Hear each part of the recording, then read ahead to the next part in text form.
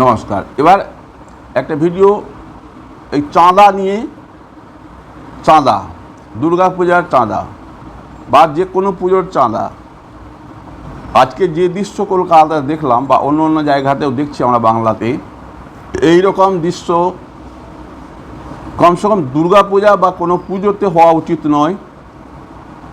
আজকে একজনকে যেভাবে, সেটা কি যেন কলকাতার তপসিয়া এরিয়ায় মনে হয়, যেভাবে তার পরিবারকে তাদেরকে লাথি জুতো দিয়ে লোহা রড দিয়ে মারলেন চাঁদার জন্য, এই পূজা করে কী লাভ যদি আপনারা পূজা করতে গিয়ে এই রকম ব্যবহার করেন।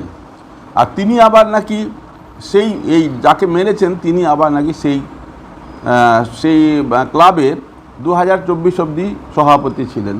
একটা প্রাক্তন সভাপতিকে এই রকম জুতো দিয়ে লাথি দিয়ে মারা চাঁদার জন্য 10,000 টাকা চাঁদা চেয়েছেন, তিনি দিতে পারেননি, দেরি হয়ে গেছেন এই জন্য।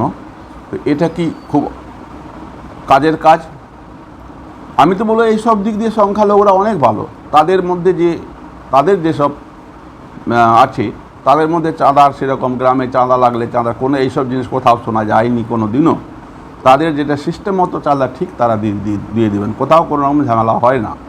তো আমাদের সনাতনী সমস্যা এর মধ্যে কেন এরকম অত্যাচার?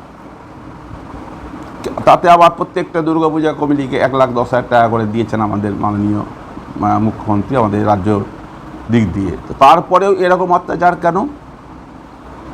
সরকারের তো উচিত যে এই যে ঘটনা ঘটলো, সে তৃণমূলের থাকুক আর বিজেপির থাকুক আর যেই পার্টির থাকুক, তো এইরকমভাবে অন্যায় করে রাস্তায় ফেলে মেরে চাঁদা তুলবেন, এটা কোথায়কার সংস্কৃতি, কোন দেশের?